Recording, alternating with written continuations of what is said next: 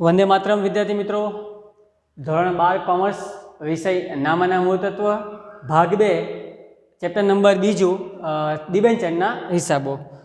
पाछला lecture में आपणे स्वाध्यायना केटलाक दाखलाओनो अभ्यास कर्यो हतो। आज हवे ए दाखलाओमां आगळ वधीशुं। आपणे पाछला लेक्चर में आपणे दाखला नंबर 7 सुधीनो अभ्यास कर्यो हतो।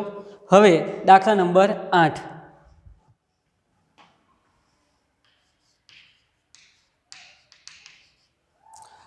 चार्मी फैशन लिमिटेड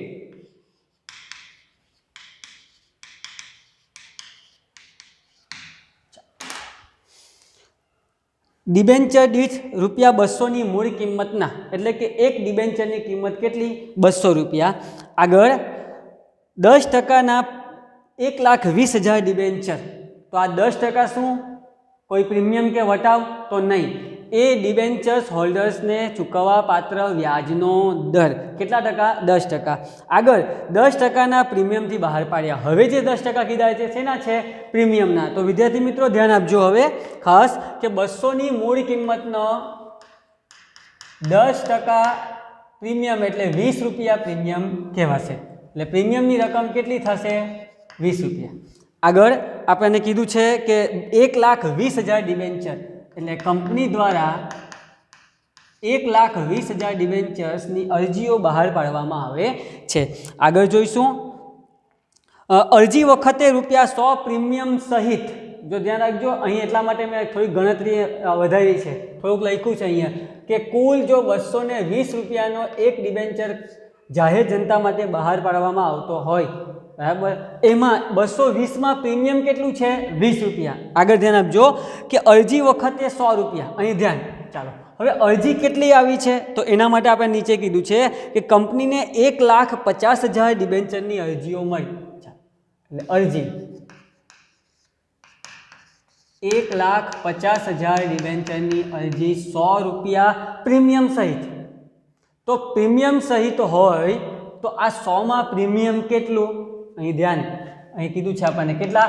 20 રૂપિયા પ્રીમિયમ હોય તો 80 રૂપિયાની શું હોય? દાર્શનિક કિંમત। પરંતુ પહેલાં ધ્યાન આપી દઈએ કે 1,50,000 ગુણ્યા 100, 1,50,000 ગુણ્યા 100 બરાબર 1,50,00,000।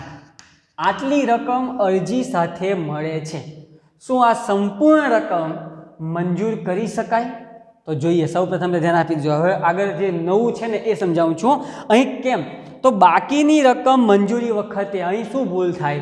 200 રૂપિયાના ડિબેન્ચર છે, 100 રૂપિયા મંગાવી દીધા એટલે હવે આના પછીના જે મંજૂરી વખતે 100 મંગાવવાના તો ખોટું છે। ધ્યાન આપજો, શું કામ?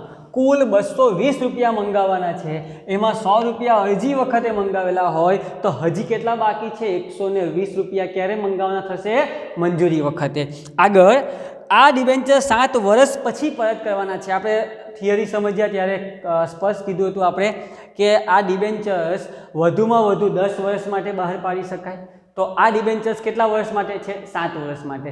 જ્યારે પરત કરવાના છે તે સમયે શું કરવાનું હશે એ આવનારા દાખલામાં આપણે અભ્યાસ કરીશું। અત્યારે માત્ર સૂચના આપી છે કે આ ડિબેન્ચર આવનારા 7 વર્ષ પછી એને પરત કરવાના રહેશે। આગળ કંપનીને 1,50,000 ડિબેન્ચરની અરજીઓ મળી, જેમાંથી આજે નવું છે, બરાબર, પ્રમાણસર ફાળવણી દ્વારા 1,20,000 ડિબેન્ચર મંજૂર કર્યા। એ આપણે જાણીએ છીએ કે વધારાના ડિબેન્ચર હોય એ ના મંજૂર કરવાના હોય। આગળ જે કીધું છે ધ્યાન આપજો, હવે અરજી પરની વધારાની રકમ મંજૂરી ખાતે લઈ જવામાં આવે। એટલે કે અહીં જે વધારાની અરજીઓ છે, ખાસ ધ્યાન, તો વધારાની અરજીઓ કેટલી છે? ધ્યાન અહીં આપજો, 1,20,000 આપણે અરજી બહાર પાડી છે, 1,50,000ની અરજીઓ આવી છે, તો વધારાની અરજી કેટલી છે? 30,000 રૂપિયા। તો 30,000 ગુણ્યા 100 બરાબર 30 લાખ।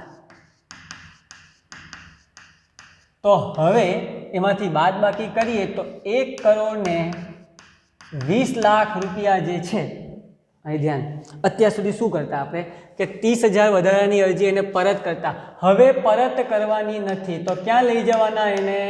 મંજૂરી ખાતે। જે આમનોનની અંદર આપણે આમનોન નંબર આઈ થિંક ચોથી જે સમજૂતી આપી હતી ને આપણે આમનોનની, એમાં ચોથી આમનોન કીધું કે અંશતઃ નામંજૂર કરેલ શેરની રકમને મંજૂરી ખાતે લઈ જવામાં, એટલે પરત નથી કરતા, શું કરીએ, આ જે રકમ પ્રમાણસર ફાળવણી કરેલી હોય એટલે કે 1,50,000 અરજીઓ જે આવી છે એમાંથી 30,000 જે આપણે નામંજૂર કરીએ છીએ તો એ નામંજૂર કરનાર પ્રમાણસર એટલે કેટલાક સમજી લઈએ કે ભાઈ કોઈએ 50,000 ડિબેન્ચરની અરજી કરી હોય એના 20,000 મંજૂર કર્યા, અથવા તો 1,00,000 અરજી કરી હોય એના 70,000 મંજૂર કર્યા, તો બાકીના 30,000ના નાણાં પરત નથી કરતા, એ આપણી પાસે રાખી મૂકીએ છીએ. શેના માટે? મંજૂરી જ્યારે મંજૂરી વખતે મંગાવવાના થાય તો એટલી રકમ તે ડિબેન્ચર હોલ્ડર્સ એટલી રકમ આપણને ઓછી મોકલશે, એટલે નાણાં પરત કરતા નથી. એટલે બેંકવાળી આમદન બીજામાં આવશે નહીં. આગળ જે કીધું છે લઈ જવામાં આવશે. મંજૂરી વખતે મંગાવેલ રકમ પૂરેપૂરી મળી ગઈ. હવે ખાસ નવું કંઈ નથી, આપણે અહીંયા પરત કરતા હતા એની જગ્યાએ પરત નથી કરવાનું, આગલા હપ્તામાં ટ્રાન્સફર કરવાની છે. ક્લિયર? ચાલો આગળ જોઈશું. તો હવે 1,20,000 શું આને ડિબેન્ચર ખાતે મંજૂર કરી શકાય? તો હજી પણ નહીં. કેમ? પહેલાં એટલા માટે ન હતું કે વધારાની અરજી હતી. હવે એ અરજીને આપણે ટ્રાન્સફર કરીને મંજૂરી ખાતે લઈ ગયા તો હજી પણ આમાં શું સમાયેલું છે? તો બે વસ્તુ. નંબર 1, 20 રૂપિયા જામીનગીરી પ્રીમિયમ અનામતના. કીધું ને આપણને કે 20 રૂપિયા છે એવું નથી કીધું, એ આપણે ગણતરીના આધારે નક્કી કર્યું. 100 રૂપિયા મંગાવ્યા પ્રીમિયમ સહિત, તો પ્રીમિયમ 20 રૂપિયા હોય તો એની દાર્શનિક કિંમત ડિબેન્ચર ખાતે કેટલા? 80 રૂપિયા. તો હવે મંજૂર શેર કેટલા? સોરી, વારંવાર હજી શેર શબ્દ આવશે. મંજૂર ડિબેન્ચર્સ કેટલા? તો 1,20,000. 1,20,000 ગુણ્યા 80 એટલે 12,98,96 લાખ. અને કેટલા થશે? 12,24 એટલે જામીનગીરી પ્રીમિયમ ખાતે કેટલા? 24 લાખ વત્તા 96 લાખ બરાબર 1,20,000. એટલે પહેલી જ જે બીજી આમદન મંજૂરવાળા આવશે ને ત્યારે ખાસ ધ્યાન રાખવાનું છે આપણે. બરાબર છે?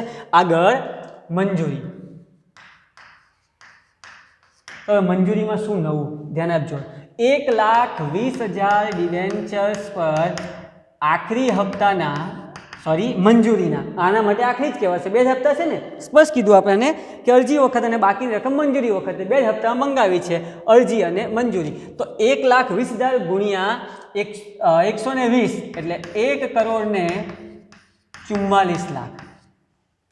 હવે ખાસ ધ્યાન આપવાનું છે એ કે જ્યારે 1,44,00,000 આપણે મંગાવવાના થતા હોય તો એવા સંજોગોમાં શું 1,44,00,000 મળશે નહીં? કેમ? ધ્યાન આપજો.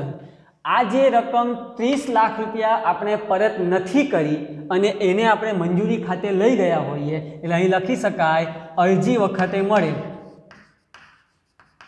અથવા તો પ્રમાણસર, માત્ર સમજૂતી માટે પ્રમાણસર ફાળવણી કરી કે આપણને જે આ 30,000 ડિબેન્ચર પર 100 લેખે 30 લાખ મળી ચૂક્યા છે તો હવે તે બીજી વાર મોકલશે નહીં. ધ્યાન આપો ખાસ.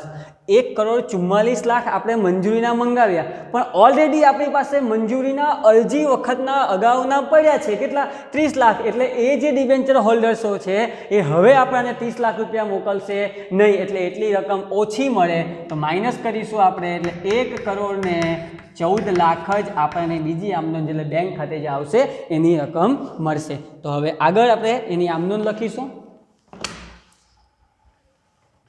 શું નામ છે?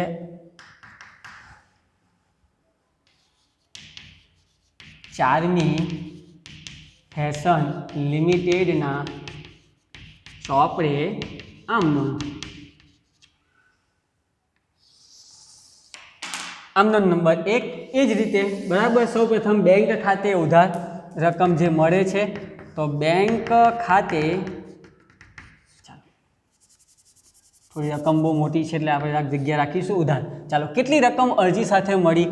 તો 1,50,00,000. શેના મળ્યા? તો 10% ડિબેન્ચર અરજી ખાતે 1,50,00,000. આગળ નંબર 2, 10% ડિબેન્ચર અરજી ખાતે ઉધાર 1,50,00,000. આપણી પાસે ડિબેન્ચર અરજી સાથે 1,50,00,000 આવ્યા. આ પહેલાં આપણે શું કરતા? વધારાના પરત કરતા એટલે બેંક ખાતે લખતા. હવે પરત નથી કર્યા, એને ક્યાં લઈ ગયા? મંજૂરી ખાતે. તો 10% ડિબેન્ચર મંજૂરી ખાતે, બરાબર કેટલા લઈ ગયા 30 લાખ રૂપિયા, 1,50,00,000માંથી 30 લાખ ટ્રાન્સફર કર્યા, ફેરબદલી કરી નાખીએ મંજૂરી ખાતે, બાકી વધતા 1,20,00,000માં પણ હજી આપણે વિભાજન કરવાનું, તો તે 10%ના ડિબેન્ચર ખાતે. હવે ડિબેન્ચર શબ્દ આવે એટલે શું આવવું જોઈએ? એની દાર્શનિક કિંમત, બરાબર 100 રૂપિયામાં 80 રૂપિયા દાર્શનિક કિંમત એટલે 96 લાખ રૂપિયા, અને બાકી જે વધે છે તે જામીનગીરી પ્રીમિયમ અનામત ખાતે. કેટલા છે? 24 લાખ રૂપિયા. અને ત્યારબાદ નંબર 3 એક જ હપ્તો છે, અને પછી શું? મંજૂરી. તો મંજૂરીના નાણાં મંગાવીએ તો 10%ના ડિબેન્ચર મંજૂરી ખાતે ઉધાર. અહીં કોઈ પણ રકમ માઇનસ નથી કરવાની. મંગાવે છે ત્યારે આપણને 1,44,00,000 મળશે જ એવી સંભાવના સહિત આપણે લખવાની છે, અને એમાં કોઈ રકમ વધારાની નથી, કોઈ પ્રીમિયમ નથી, તો તે 10%ના ડિબેન્ચર ખાતે 1,44,00,000. પરંતુ જ્યારે રકમ મળે છે ત્યારે ખબર પડે છે કે ઓછી મળે છે, અને એ અગાઉ મળી ચૂકી છે, એટલા માટે અહીં બેંક ખાતે ઉધાર. ચાલો કેટલા મળી ચૂક્યા છે? 30 લાખ મળી ચૂક્યા, એટલે 1,14,00,000 જ મળશે, અને એટલી જ રકમ તે 10%ના ડિબેન્ચર મંજૂરી ખાતે. અહીં અગાઉથી મળેલ એવી કોઈ નોંધ કરવાની જરૂર નથી, કેમ કે ત્યાં આપણે નોંધી દીધા છે. જો ધ્યાન રાખજો, અહીં કોઈને થશે સાહેબ આપણે 1,44,00,000 થવા જોઈએ, તો થાય જ છે. કઈ ધ્યાન આપજો, અહીં ડિબેન્ચર મંજૂરી ખાતે જમા, ડિબેન્ચર મંજૂરી ખાતે જમા, બંને જમાનો સરવાળો કરીશું એટલે 1,44,000, બરાબર છે. અને ત્યાં રકમ આપણને મળી ચૂકી છે, આની અંદર 1,50,000માં 30 લાખ મળી ચૂકી છે, બરાબર. એટલા માટે એને બીજી વાર નોંધવાની જરૂર નથી. આગળ પ્રશ્ન નંબર 9. ચાલો રકમમાં ધ્યાન આપીશું આપણે. પેજ નંબર 113 પર પાલનપુરની જાનકી માર્બલ લિમિટેડ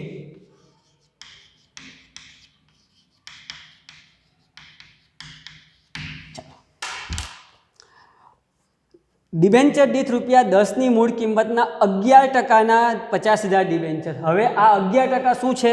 તો ડિબેન્ચર પર ચૂકવવા પાત્ર વ્યાજનો દર. 50,000 ડિબેન્ચર. ચાલો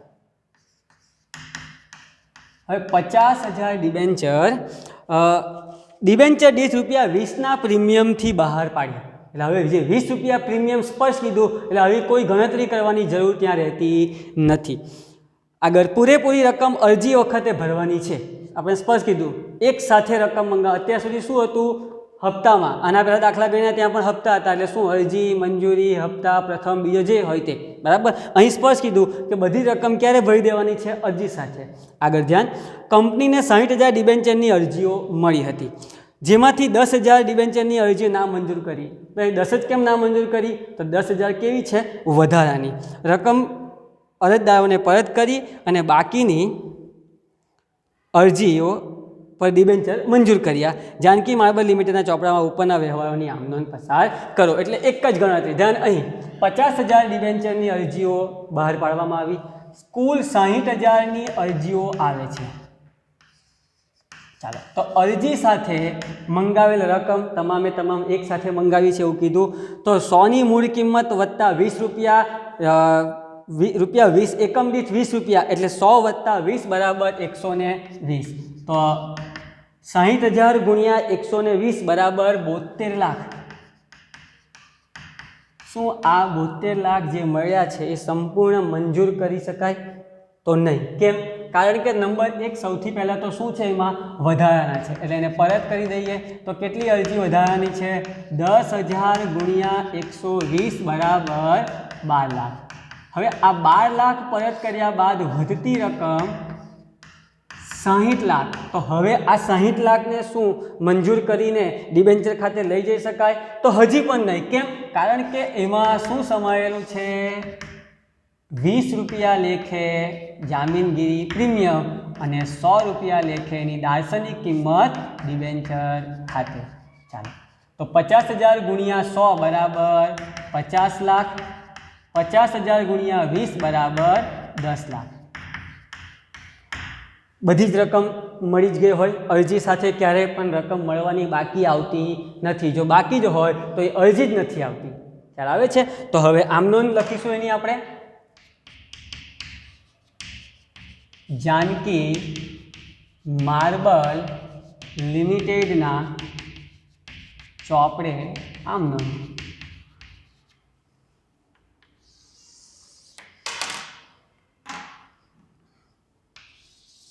એક જ હપ્તો છે એટલે એક આમનોંધ નહીં, પણ કેટલી? હપ્તા 1 હોય તો આમનોંધ 2, હપ્તા 2 હોય મંજૂરી અને અરજી અને મંજૂરી તો આમનોંધ કેટલી આવે? 2. એટલે અહીં કેટલી આવશે? 2 આમનોંધ. નંબર 1 બેંક ખાતે ઉધાર. કેટલી રકમ મળે છે? 72 લાખ રૂપિયા. હવે એક સાથે રકમ મંગાવેલી હોય તો સૌપ્રથમ ટકાવારી જોઈશું. હા, 11%. 11%ના શું લખવાનું? કાલે આપણે પાછલા લેક્ચરમાં જે આમનોંધ શીખી હતી એમાં આપણે કીધું હતું કે એક સાથે રકમ મંગાવેલી હોય તો 2 શબ્દ લખવાના: ડિબેન્ચર અરજી અને મંજૂરી ખાતે. 72 લાખ બરાબર. અને નંબર 2 11%ના ડિબેન્ચર અરજી અને મંજૂરી ખાતે ઉધાર 72 લાખ.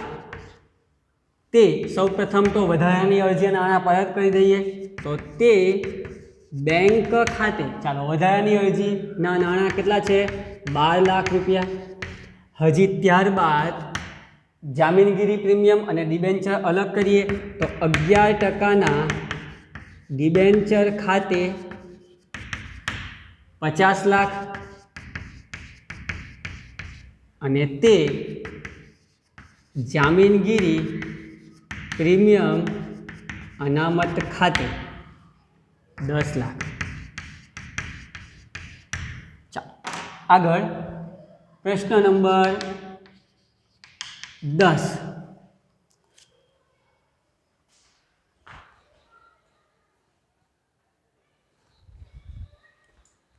પ્રશ્ન નંબર 10ની રકમમાં ધ્યાન.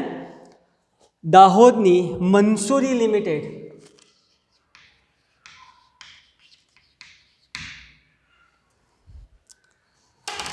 આગળ ₹100નો એક એવા 10%ના, હવે 10% છે ના એના વ્યાજના દરના, એટલે જ્યાં જ્યાં ડિબેન્ચર શબ્દ આવશે ત્યાં ટકાવારી 10%.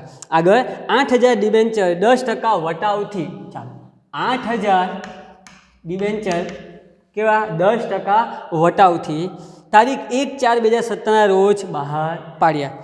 ડિબેન્ચર પર નાણાં નીચે મુજબ ભરવાના હતા. એટલે હવે નીચે મુજબ આવે એટલે હપ્તા દ્વારા મંગાવવામાં આવ્યા છે.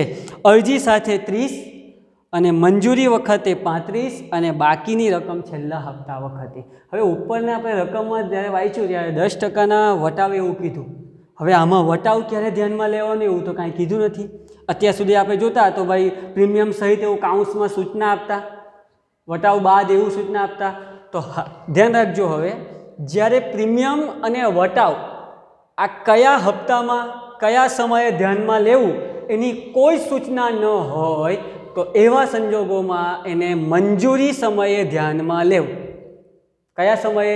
મંજૂરી સમયે. પછી એ પ્રીમિયમ હોય કે વટાવ હોય, જો કોઈ સૂચના નથી તો એને કયા સમયે ધ્યાનમાં લેવાનું?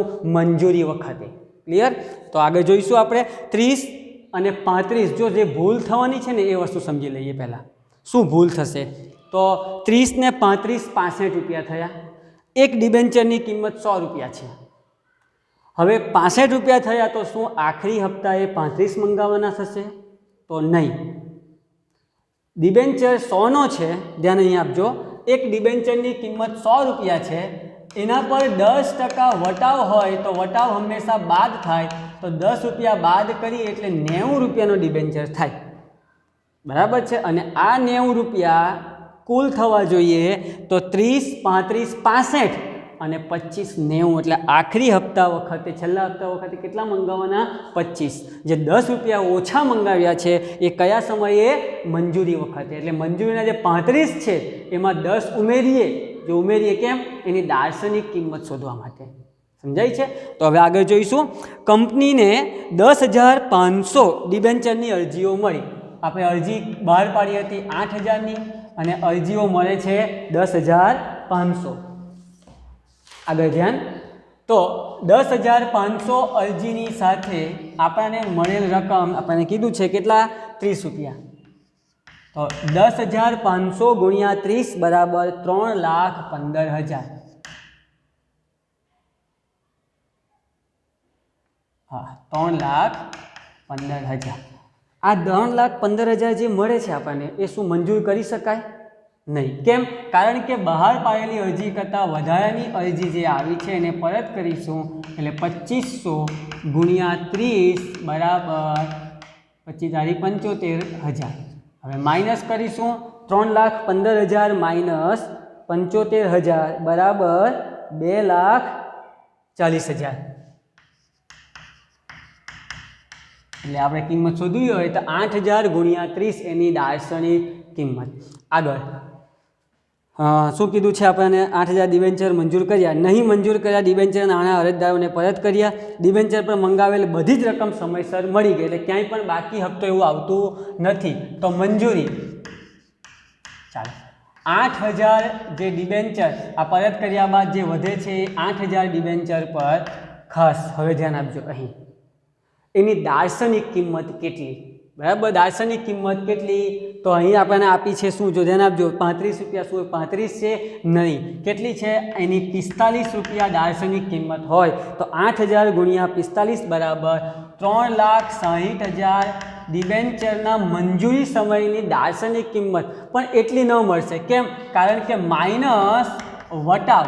કેટલો વટાવ? 8,000 ડિબેન્ચર પર 10 લેખે એટલે 80,000 રૂપિયા વટાવ બાદ કરી દઈએ એટલે અહીં જે આપણને રકમ મળે છે એની વાત 8,000 ગુણ્યા 35 જે મંગાવવાની છે. ખરેખર મંગાવવાની હોય 3,60,000, જેમાંથી 80,000 ઓછા મળે એટલે 2,80,000 જ મંગાવવામાં આવે છે અને છેલ્લી લીટીમાં કીધું તે મુજબ સંપૂર્ણ મળી જાય છે. ત્યારબાદ હપ્તાની રકમ. તો 8,000ના હપ્તા પર હવે જે ખાસ મહત્વનું અહીં કીધું નથી. તો હપ્તાની ગણતરી કરવી હોય તો 30 અને 35 65 રૂપિયા જ થાય છે. સમજાય છે? તો 65 રૂપિયા થતા હોય તો 100માં 65 બાદ કરીએ તો 35 રૂપિયા મંગાવવાના છે. તો નહીં, ખરેખર 45ની જગ્યાએ 35 મંગાવીએ છીએ. એટલે હવે જે ગણતરી કરવાની છે 30 ને 45 એટલે 75 રૂપિયા મંગાવાઈ દીધા છે. આમ મંગાવ્યા છે 65 જ, પણ કેમ 65? કારણ કે 10 રૂપિયા વટાવનો બાદ થઈ જાય છે. એટલે આખરી હપ્તા વખતે કેટલા રૂપિયા મંગાવવાના થાય છે? 25 રૂપિયા. એટલે 8,000 ગુણ્યા 25 બરાબર 2 લાખ. આગળ આમ નોંધ.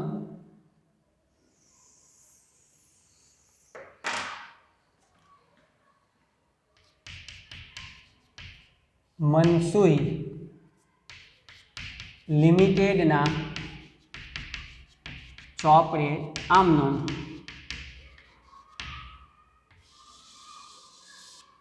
આમનો નંબર 1, બેંક ખાતે ઉધાર 3,15,000. તે ટકાવારી આપણે કેટલી કીધી છે આમાં? 10%. તો 10%ના ડિબેન્ચર ખાતે, ડિબેન્ચર અરજી ખાતે 3,15,000. ત્યારબાદ નંબર 2, 10%ના ડિબેન્ચર અરજી ખાતે ઉધાર 3,15,000. તે વધારાની અરજી છે. હા તો છે અને પરત કરી દઈએ એટલે બેંક ખાતે 75,000 અને ત્યારબાદ દાર્શનિક કિંમત ડિબેન્ચર ખાતે તો તે 10%ના ડિબેન્ચર ખાતે 2,40,000. ત્યારબાદ નંબર 3, ડિબેન્ચર અરજીના નાણાં મંજૂર કરીને ડિબેન્ચર ખાતે લઈ ગયા બાદ મંજૂરીના નાણાં મંગાવીએ તો 10%ના ડિબેન્ચર મંજૂરી ખાતે ઉધાર કેટલા? તો આપણને જે 35 રૂપિયામાં કીધા છે ને તે મુજબ અહીં આપણને જે રકમમાં દાખલાની રકમમાં જે રકમ આપેલી હોય એની સાથેની એ ધ્યાનમાં લેવાની. 8000 ગુણ્યા 35 બરાબર 2,80,000. તે 10%ના ડિબેન્ચર ખાતે જેટલી વખત વટાવ આવશે એટલી વખત તમને આ સમજૂતી આપીશ કે વટાવ એ ઓછી રકમ મળે એ નુકસાન કહેવાય, અને નુકસાન હોવાને કારણે એને શું કરવાનું? ઉધાર. એટલે ડિબેન્ચર વટાવ ખાતે ઉધાર. બરાબર. 360 મંજૂરી વખતે મંગાવવાના હોય પણ વટાવ આપવાને કારણે કેટલા મંગાવીએ છીએ આપણે? 2,80,000. એટલે ઓછા મંગાવીએ નુકસાન. એ નુકસાન શું છે? વટાવ. એટલે ડિબેન્ચર વટાવ ખાતે 80,000. આગળ નંબર 4 બેંક ખાતે ઉધાર. એટલે કે બેંકની આમ નોંધમાં 360 મંગાવ્યા જ નથી આપણે, ઓલરેડી આપણે 80,000 વટાવ આપી દીધો છે. એટલે મંગાવ્યા કેટલા છે? 2,80,000 જે પૂરેપૂરા મળી જાય છે. તો તે 10%ના ડિબેન્ચર મંજૂરી ખાતે